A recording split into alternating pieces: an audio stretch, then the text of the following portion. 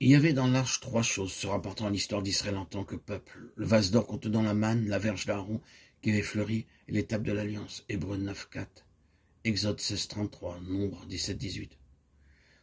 L'Épître aux Hébreux nous dit que caché à la vue des hommes, mais gardé dans la présence de Dieu. En ce qui concerne la verge d'Aaron qui avait fleuri, il nous est dit dans Nombre chapitre 17 que la verge d'Aaron avait bourgeonné, fleuri et produit des amandes, et qu'elle resta telle qu'elle dans l'arche.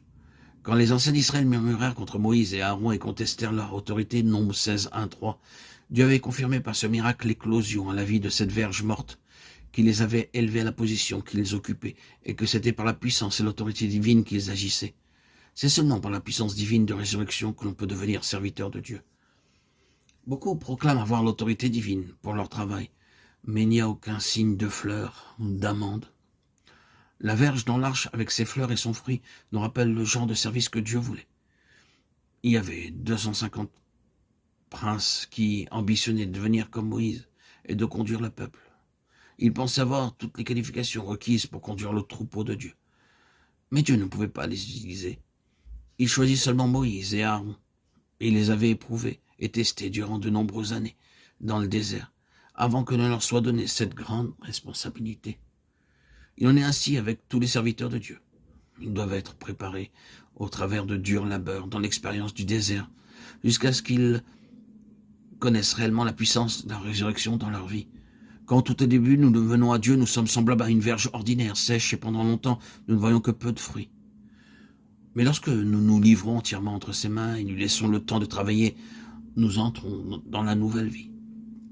Voici l'histoire d'un mendiant qui depuis de nombreuses années jouait du violon.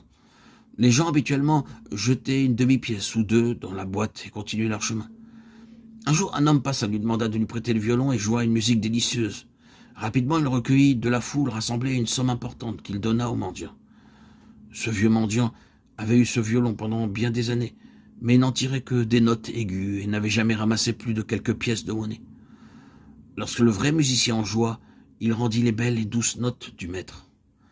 Lorsque vous placez votre vie entièrement dans la maison de Dieu et que vous êtes décidé à mourir à vous-même, alors la puissance de la résurrection peut travailler en vous pour produire des fleurs et des amandes, un fruit éternel.